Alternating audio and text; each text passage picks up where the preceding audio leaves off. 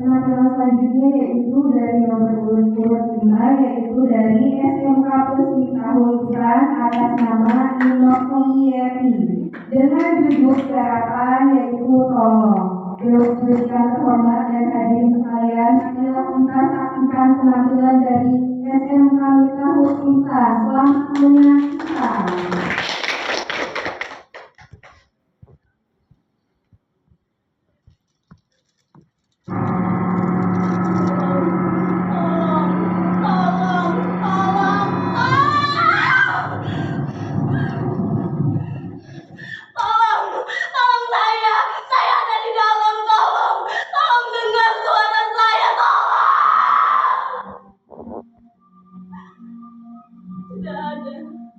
Tidak ada yang sudi menolong saya.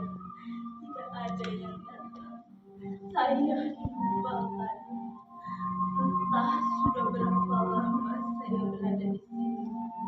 Entah sudah berapa lama saya disiksa macam binatang seperti ini. Apakah saya binatang? Apakah saya binatang? Keempat pintu sini hanya ada satu jendela besi di sana. Tidak ada tikar dan bantal. Saya tahu saya tidak mungkin bisa lolos dari jendela ini jika tidak ada yang sudi menolong saya. Mustahil saya bisa selamat jika tidak ada mukjizat.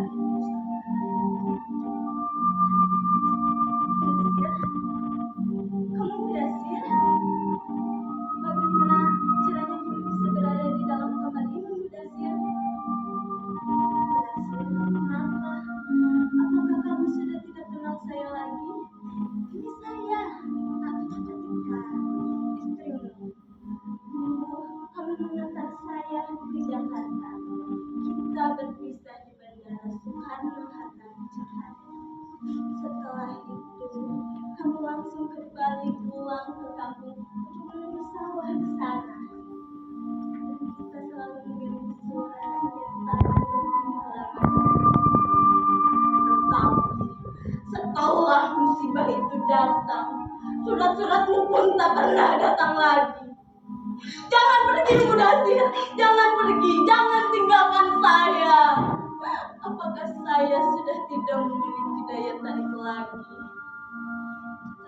Jika memang benar kamu berada di sini, tolong keluarkan saya.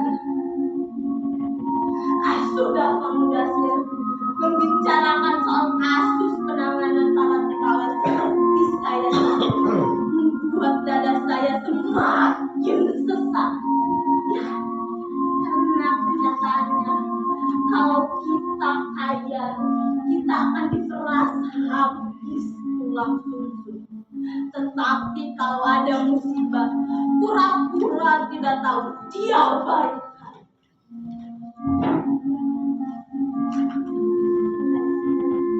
Marilah mendekatlah agar kita bisa saling mengerti.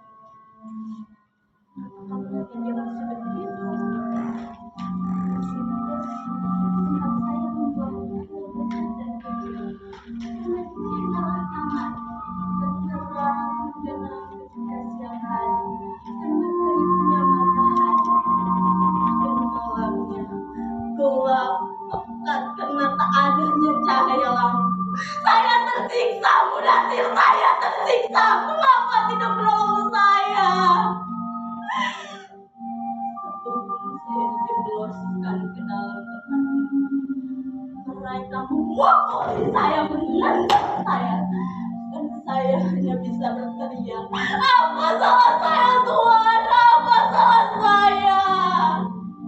Tapi jawaban mereka hanya geram mendengar teriakan, kamu edan bangsat, bajingan paling tidak tahu diri. Setelah itu mereka menusuk kepala saya dengan karung. Seretnya saya diseret, dan sebelum dikirim lagi karung mereka buka. Dan ternyata saya berada di sini, di tempat ini, di dalam kamar ini sampai sekarang. Tapi Mudasir, demi Tuhan, saya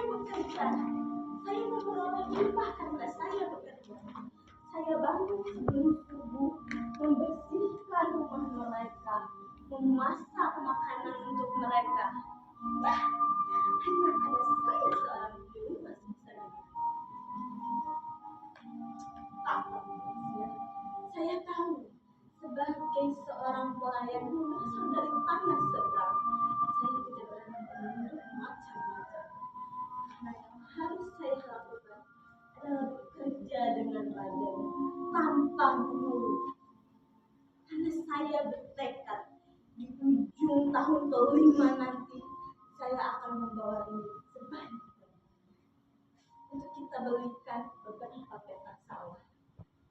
Ya, untuk modal hidup kita di masa depan.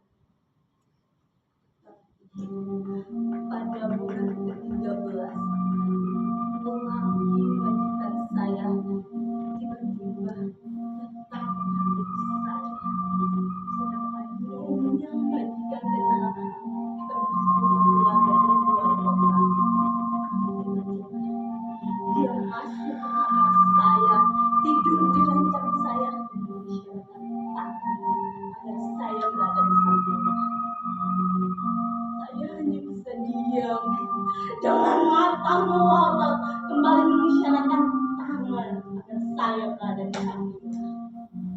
Saya hanya bisa menggelengkan kepala dengan tubuh gemetar. Saya hampir diperkosa majikan saya. Ada apa sesungguhnya dengan majikan saya? Ada apa dengan bangsa ini? Mereka betul-betul saudara serumpun. Mereka bahkan pernah membawa cendera kewan kita untuk mengajari mahasiswanya. Tentu dengan iming-iming yang sangat besar. Dalam tempo pendek, mereka menjadi orang yang kaya raya yang tak perlu lagi belajar dari bangsa Indonesia. Lebih maju, sukses bertubi-tubi, membuat percaya diri mereka semakin tinggi. Lahirlah banyak orang-orang yang cerdas, tetapi mereka sadar mereka tidak memiliki kesenian dan kebudayaan yang asli asal dari tanah mereka sendiri. Mereka mengaku kesenian flora dan fauna dengan sangat yakin mereka akui asal dari tanah mereka sendiri. Jika saja percayaannya berhenti sampai pulih memiliki kesenian, mungkin hidup saya tidak akan sengsara ini. Tapi mentalitas orang kaya baru itu telah meracuni orang-orang dari bangsa ini. Mereka yakin mereka bisa membeli apa saja, siapa saja yang bekerja untuk mereka, lebih seperti budak yang layak disiksa jika mana tidak mengikuti hajat seorang mereka.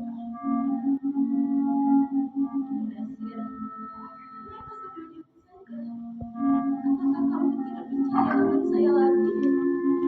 Jangan pergi Mudasir, jangan tinggalkan saya. Apakah saya sudah tidak memiliki daya tarik lagi? Nyata ataupun hanya hayalan, kamulah satu-satunya harapan saya. Tetaplah di sini, bertahanlah untuk saya. Kemudian ada suara langkah kaki orang menuju kemari. Jangan pergi, tunggulah di sini. Jangan pergi, tunggu. Tolong, tolong, tolong saya ada di dalam. Tolong dengar teriakan saya, tolong. Tidak ada yang sudi menolong saya. Tidak ada yang datang. Yasir, kamu juga pergi. Semua pergi. Saya dilupakan. Saya tidak mungkin bisa hidup jika seperti ini. Saya habis. Saya sudah tidak punya apa-apa lagi. Bahkan bayangan suami saya pun pergi meninggalkan saya tanpa rasa bersalah. Saya rela mati bila mana saya memang harus mati. Tetapi saya wajib menceritakan peristiwa yang saya alami. Kejadian yang saya alami harus dijelaskan. penderitaan yang saya alami harus dijelaskan. Karena manusia diciptakan dengan derajat yang sama. Tidak boleh ada manusia yang menyiksa manusia lain. Hanya Tuhan yang Maha Esa yang berhak menentukan nasib manusia. Saya dianiaya tanpa penjelasan, tanpa sebab. Adilkah itu? Sejujurnya saya sudah lelah meminta tolong. Entah sudah berapa kali saya berteriak, tolong, tolong. Tapi tidak ada yang mendengarkan. Tidak ada yang datang. Apakah ada yang merasa kehilangan saya? Adakah yang merasa kehilangan saya? Sehari atau 2 hari mungkin masih bisa dimaklumi. Tetapi jika 1 bulan, mungkin sudah terjadi pembunuhan. Ya, pembunuhan yang saya alami bukanlah pembunuhan tubuh, melainkan pembunuhan mental, pembunuhan politik.